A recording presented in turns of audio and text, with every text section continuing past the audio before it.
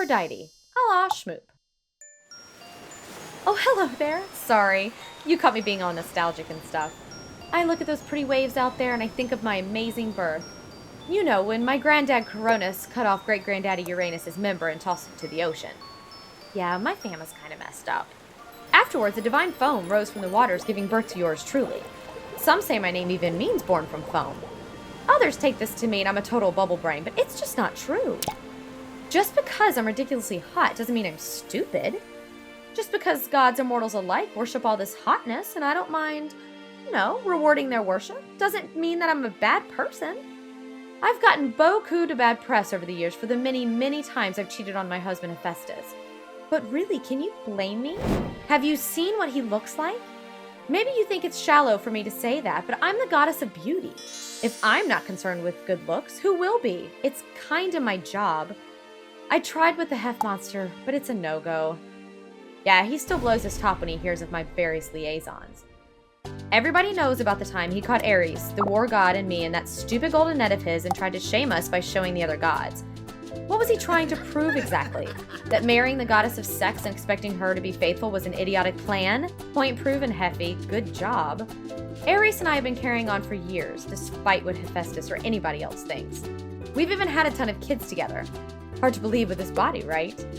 Our most famous kid is probably Eros, aka Cupid, who gets even more props than me on Valentine's Day. The Olympian Child Services got on us for letting him fly around causing havoc with his love-inducing arrows. But I was like, I love love, and Ares was like, I love havoc. And we told those narrow-minded social workers to buzz off. Anyway, you want to know the sad thing about steamy affairs? In the end, even they run out of steam. I'd meet up with Ares, and he'd be going on and on about some new war he started. How many times can a girl hear about horrible bloodshed before it all starts to sound the same? That's when I spied a beautiful hunter named Adonis.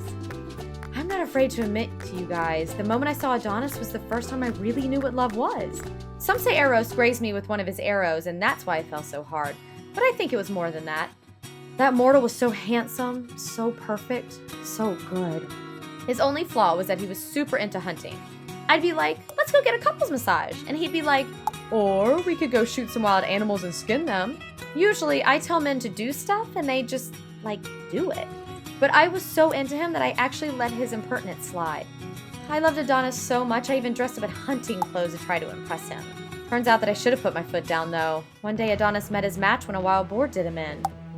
I have a strong suspicion that boar was Ares in disguise, but I've never been sure. And if that's true, it means that it was all my fault, and I'm sorry. It's hard to even talk about this. I was so sad when I found his body. He was gone, and even though I was a goddess, there was nothing I could do. In honor of him, I took some of his blood and turned it into a bright red flower known as the anemone. And now every time I smell one of these flowers, I ask, why is it so hard for the goddess of love to find true love for herself? Point proven, Heffy. Good job.